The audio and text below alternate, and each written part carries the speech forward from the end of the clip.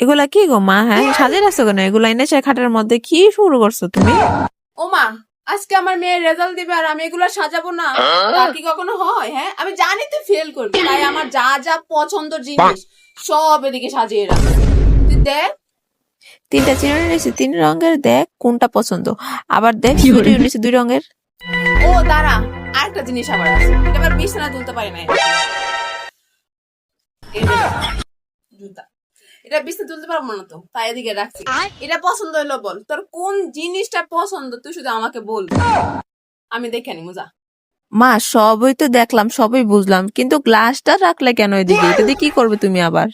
ও এই গ্লাসটা, খুব ভালো জিনিস, এটা তোর লাগবো? বল আমাকে। এটা দিয়ে মারতে তো সুবিধা হবে সবচেয়ে বেশি, এটা দিয়ে একবারে দিব মাথার মধ্যে, লগে লগে শেষ। কাহিনী আনি শেষ হয়ে যাবো গা। যত ঝামেলা সব শেষ হয়ে যাবো এদিকে। আরে তুমি এমন করা শুরু করছো কেন বলো তো? আগে রেজাল্টটা দেখ না। দেখ দেখ তাড়াতাড়ি রেজাল্টটা দেখ। ফেল করবি, নির্ঘাত ফেল করবি, জানি। দেখ রেজাল্টটা দেখ, ভালো করে দেখ তাতে। রেজাল্ট দিছে মা, দেখো তুমি। কি হয়েছে, তুই ফেল ফেল করছিস? আমি জানতাম, আমি জানতাম তুই ফেল করবি, তুই পাস করতেই পারতাম, জানতাম। ইয়েস। আরে মা আমি পাশ করে গেছি, দেখো। হ্যাঁ তুই পাস করে গেছিস? তুই পাস করলি কেমনে? হ্যাঁ পাস করলি কেমনে তুই? তুই নির্ঘাত নকল লেগে গেছিস। নির্ঘাত না হলে তুই পাস করতি না, তুই নির্ঘাত নকল লেগে গেছিস।